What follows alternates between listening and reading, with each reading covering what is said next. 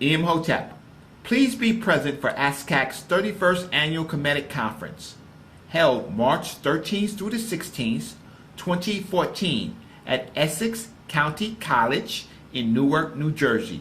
Register today at ascac.squarespace.com. Hotep family, my name is Brother Reggie, and this is my video preview of my presentation to the Association for the Study of Classical African Civilizations 31st International Annual Conference in 2014 in Newark, New Jersey at Essex Community College. I am one of several presenters, and I cordially invite you to attend this year's conference.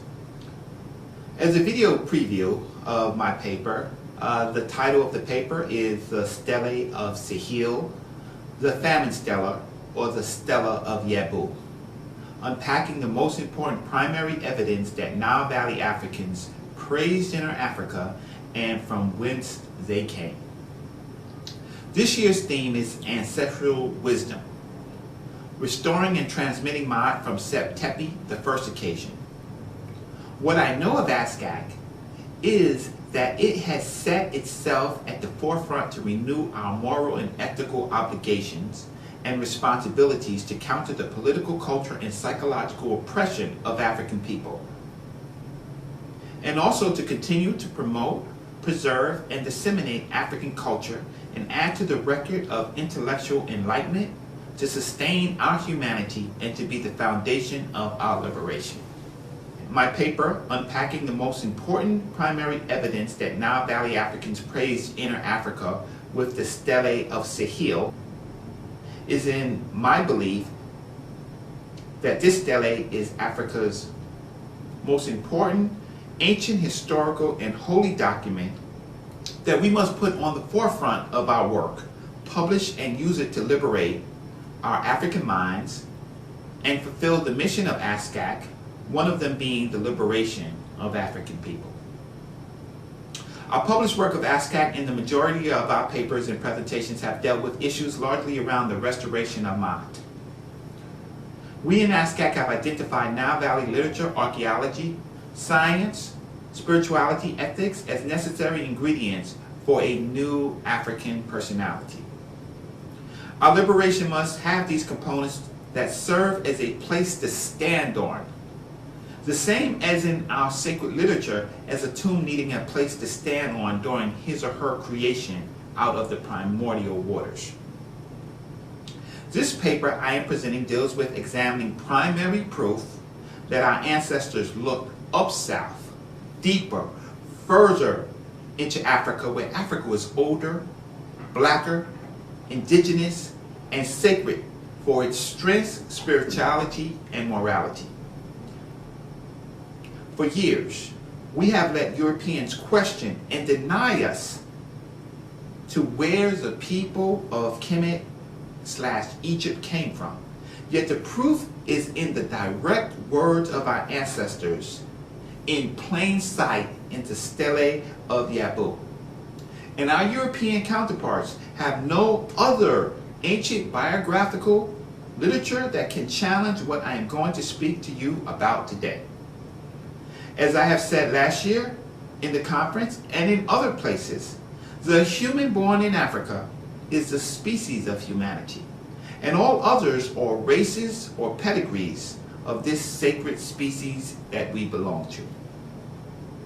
There exists a stela located on the island of Sahel, called also Elephantine, Yabu in Meta Nature, which allegedly inscribed during the Ptolemaic dynasty of 332 to 31 BC. In it is a story in the Medu Neter, the hieroglyphics, of a third dynasty encounter of the king Nosud Neterkhet, who we know now as Zoser, and his chief lector priest, the famous Imhotep. In letters beginning in February 1889, Egyptologist Charles Wilbur stumbled on the Stele of Famine on glyphs of a huge boulder lightly written in the Meta Nature. Wilbur came across the name of a king he called Karsha. And at the time, the name of Karsha, which we would eventually know is Zoser, could not be deciphered. The king was unknown to the European world. More importantly, the king was in his 18th year of reign. Though the stele was suspected to be written during the time of the Ptolemies, this clue is incredibly important because the king mentioned could not be a Ptolemy, because no Ptolemy was in his 18th year of rule. And certainly there was no mention of a lack of flooding of the Nile during the reign of the Ptolemies. The lack of flooding during the reign of Ptolemies, the event itself would have been devastating to the economy of the Ptolemies and would have been reported. So we know, even though written during the time of the Ptolemies, this story has a much earlier date. Because of the mention of a 7-year famine, the European world was excited, for the stele seemed to confirm the story of Joseph as he spoke of the 7-year famine in the Bible. In the stele, for the first time, the king, who was first called Karsha, was linked directly to the king of an earlier period, the 3rd dynasty step pyramid builder, King Neterkhet. More excitingly, later in the passage, we will see a first-person conversation between Neterkhet and the deified scientist architect Imhotep. Since Wilbur, the stele has been translated to various successes by Brox, 1891, Plett, 1891, Morgan, 1894, Seth, 1901, Barquette, 1953, Miriam Litcham, 1973, and it is also included in the Literature of Ancient Egypt, edited by William Kelly Simpson, 2003, published by Yale. The story of Yebu in one document solves several important issues of African primacy. First, it points to an ancestral memory written in the Souls of Re, or the Ba-Re, of where the Nile Valley Africans sourced where they came from in the voice of the famous king Neterkhet, King Zoser. Second, it gives a first-person account of the king Neterkhet and Imhotep discussing our educational system or mystery system, the Hawa-Ankh or Per-Ankh. Third, it is most likely the world's oldest account of God and man interacting, and it is, or seems to be, an original source of several biblical stories, including the Adam and Eve story, the Abraham story, the Joseph story, and the Moses story. In this case, the God that they are speaking about is Khnum. He is a form of the one God that made intelligent life from inert materials on his potter's wheel, such as God creating man and woman in the beginning during Genesis. Fourth, we find in the stele Dr. Ben's famous quote, which has become controversial. We come from the mountains of the moon where God Hapi Dwelt. Controversial because Dr. Ben sourced it to the Hunefer papyrus. But it is my belief that this quote is sourced not to the Hunefer papyrus, but can be found in the stele of Yebu. In short, the Famine Stele is a treasure for African people throughout the world, and should sit at the first step in a foothill of all of our teachings in the academia, our educational institutions, our religious institutions, and in our homes, as the basis for our restoration and reconstruction of Mat. Among the treasures of the Famine Stele, or the Stele of Yebu, there is an important line which, if read fast, we missed more than 20,000 years of Nile Valley civilization, which includes the time to our present time of Africa. the 5,000 years of Egyptian or Kemetic civilization, and the time of the earlier civilizations marching their way to Kemet from up south. What I'm going to present to you is a primary text that ends the discussion about the beginnings of the Nile Valley African, finally. Here's the glibs, transliterations, and translations. The translation is Merriam-Webster's from one version of ancient literature. King Neterkhet is speaking, and you can see it in the glyph if you follow it, or if you can read partial meta-neter or the transliterations, and you can check it. It correlates to almost all of the translations of this particular piece. King Neterkhet says, "He departed, he returned to me quickly. He let me know the flow of Hapi, his shores and all the things that they contain. He disclosed to me the hidden wonders to which the ancestors had made their way, and no king has equaled them since." Let me read the passage again. He departed, he returned to me quickly. He let me know the flow of Hapi, his shores and all the things they contain. He disclosed to me the hidden wonders to which the ancestors had made their way, and no king had equaled them since. This one line in meta-neter is one of the most important historical statements of all of Africa. This line, rewritten from the 3rd dynasty by the Ptolemies, is a part of a conversation between the famous and deified architect Imhotep and his king Neterkhet Zoser.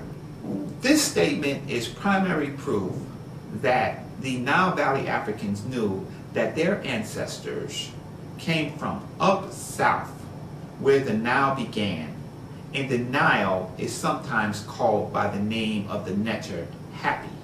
This one line has no equal in all of the ancient literature speaking about the source of the Nile.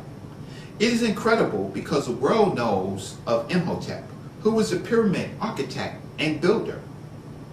And he was scientific and also a priest, but a genius, and is an authoritative source. And it is he who is talking or telling the Norsut or King Neterkhet about the source of the Nile. Here's a section that precedes this where the conversation began concerning the famine and the Nile not inundated, which I will cover later in the formal presentation. I directed my heart to turn to the past. I consulted one of the staff of the Ibis, the chief lector priest Imhotep, son of Ptah, south of his wall, and I asked, in which place was Hapi born? Which is the town of the Cineous one? Which God dwells there, that he might join with me? And if you can look at the glyphs, you could see the hieroglyphs for Miss Hapi, begetting from Hapi, begetting, or where does the Nile come from?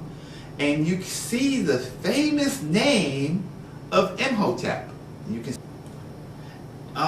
and that you could see also, you can also see the Ibis for the staff of the Ibis.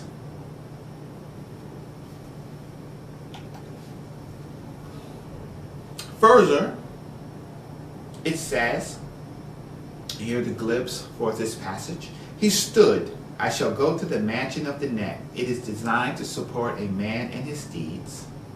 I shall enter the house of life, unroll the souls of Ray. I shall be guided by this. We look at the glyphs, and of course we can see the shrine of Tahuti, and you see the cow's head above it. You can see that is the sacred shrine of Tahuti, found most likely Hermopolis. You can see the temple And then you can see the Ankh. So you see the temple, and then you see like the parent Ankh, or Ankh surrounded by two temples. And then you can see the Ba-Re. So you can see the bird, which is the soul, and then you can say Re after that. And then it says, I shall be guided by them. This is beautiful and important. We see a chief priest, Imhotep, being summoned by his king to find an answer from the past about the 7-year famine, and then see the priest go into the sacred temple, the shrine of Tahuti, called the Mansion of the Net. The sacred shrine is most likely in Kimenu or Hermopolis, and then go into the mystery system or the educational system, the Hawat Ankh, and consult the souls of Re, the text, the scrolls, the books, the library, and gets his answer about earlier Kemet, and says that he will be guided by them. What should be immediately important is that the souls of Re was information affecting Ta-Neter, the divine land, from an earlier period. This is what Neterkhet or Zoser sent Imhotep to get and consult. Again, these sections are the direct words of our ancestors in the Stele of Yabu, and our European historical counterparts have no other literature that can challenge this autobiographical conversation between the king Nasut Neterkhet, also known as Zoser, and his chief priest Imhotep. As I've said last year in other places, the human born in Africa is not a race of humanity, but the species of humanity itself. The human born in Africa is a prototype of humanity, and those groups of humans deriving themselves during and after the Worm-Reese Ice Age, or the races of humanity. The people born in Africa have primacy. They were the first to be created, the first to speak, the first to create language, and the first to read and write. They are the mothers and fathers of us all. In closing, the full presentation will discuss several things. First, it points to the ancestral memory written in the souls of Re of where the Nile Valley Africans sourced where they came from, which I have showed you. Second, it gives a first-person account of the king Neterkhet and Imhotep discussing our educational system or mystery system, the Hawat Ankh or Per Ankh. Third, it is most likely the oldest written account of God and man interacting, and is most likely the original source of several biblical stories, including the Adam and Eve, the Abraham, the Joseph story, and the Moses story. Fourth, we will hopefully get to examine Dr. Ben's famous and controversial quote, "We come from the mountains of the moon where God Hapi Dwelt," and show that it is sourced to this document and not the Hunefer papyrus, ending the controversial or the controversy of his statement, and showing that in fact that he was right, and that the Africans did say that. The Famine Stele is a treasure for African people throughout the world, and should sit as a first step on a foothill of all of our teachings in the academia, our educational institutions, our religious institutions, and in our homes, because it solves the question, where did the Nile Valley Africans say they came from? Further, it is the basis of our restoration and reconstruction of Ma'at. Oh, I almost forgot. At the conference, I will show you an ancient African civilization at least 12,000 years older than ancient Kemet, which answers the question, where did the Nile Valley Africans actually come from? Hotep. This has been Brother Reggie Mabry.